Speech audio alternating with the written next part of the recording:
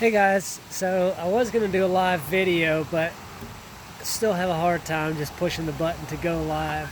So I'm pre-recording this and I will put this up as a pre-recorded video instead of a live. But I'm traveling home to Kentucky from Georgia, and I was going by this great little spot that it's a waterfall here when there's rain. I don't know how many times I've driven by it, there's been no water flowing over it. But today you can see there's water flowing. That's kind of a cool little spot. Good place to take a break. It's just a little bit north of Chattanooga, and I still have 2.5, 3 hours on my drive home yet, but I wanted to stop and record this little video. And the topic, what I'm talking about, is the simple life. Now, a lot of you know that my wife and I moved from Georgia to Kentucky about 3 years ago, and one of the reasons we did that was to live a more simple life. We wanted to get away from the pressure of keeping up with other people, of fitting in, of having mortgage and your typical 9-to-5 job. We wanted to step out and make our own path. Following God, we wanted to be open to new opportunities that God would bring our way.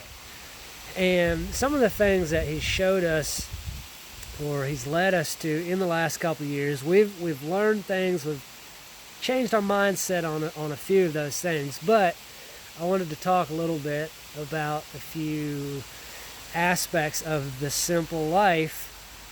As I was in church just a couple Sundays ago, and the man who had the message talked some about the simple life. And here's a few things I jotted down while I was sitting there listening to him. Be faithful in the little things. When God gives us small things, if we're faithful in how we manage that and how we use that, He gives us bigger and better things. And if you look at the story about the 3 servants in the Bible, the one was given, I think, 10 talents, the one was given 5, and the other one was given 2. And I may have the numbers wrong, but basically the first 2 servants were faithful, and they took care of the talents that their master gave them. The third one suppressed his talents. He went and buried it in the ground because he was afraid to use his talent for fear of losing it, for fear of failure. And he was punished. The other 2 were blessed. So be faithful in the little that you have, and you will be given more. Another thing, don't worry about tomorrow, but take care for the things of today. I'm sorry about my look. I usually have a hat on, so I have hat hair. Forgive me. But don't worry about tomorrow, but take care of the things of today. Tomorrow will have enough worries in and of itself. And I am a little bit of a prepper. I don't do as well as I should, but this one is a little difficult for me because I like to be prepared for what could happen. I'm not all crazy, whatever TV show prepper that you might see out there, but I like to be prepared for what could happen for whatever the scenario may be. I don't believe that's what this is talking about. It says don't worry.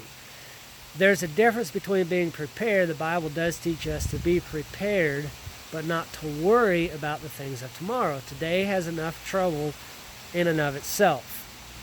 The next one, seek first the kingdom of God, and He'll provide for your needs. If we live our life in such a way as to bring glory and honor to God, He'll provide for us. We don't have to worry about what will happen. It says God takes care of the sparrow. He sees the sparrow even when it falls to the ground. Little insignificant things like that, if He takes care of them, you don't think He's going to take care of us? Look around. We are what He created all of this for. Of course He's going to provide and take care of us. Manage your money with the furtherance of God's kingdom in mind.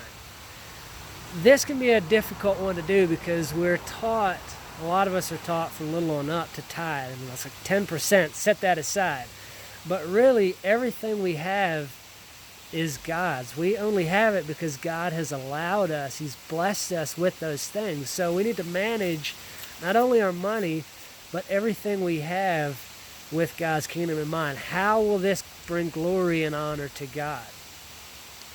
Make the most of your time by doing those things that glorify the Father. Now, some of you will have seen that I have started a small coaching practice. And you may have heard some of my podcasts. I talk a lot about managing your time. And coming from a Christian perspective, we have to manage our time. That's part of what I mentioned earlier, the tithe. That's not just a money thing, but doing things, using our time to bring glory and honor to God. Manage your time that way. Always have, what am I doing today that will glorify God? There's a lot of vehicles driving by. This is a pretty busy highway. So, well, now there's nobody, but yeah, that's what all the road noise is. There's a lot of people going by. Use your talents and abilities God has given you. He gave them to you for a reason, right? We talked about the 3 servants that were given the money when their master went away, and 2 of them invested, and 1 of them went and buried his talents.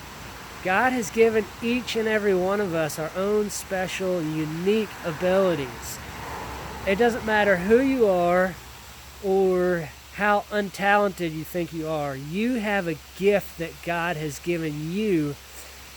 Use it or lose it.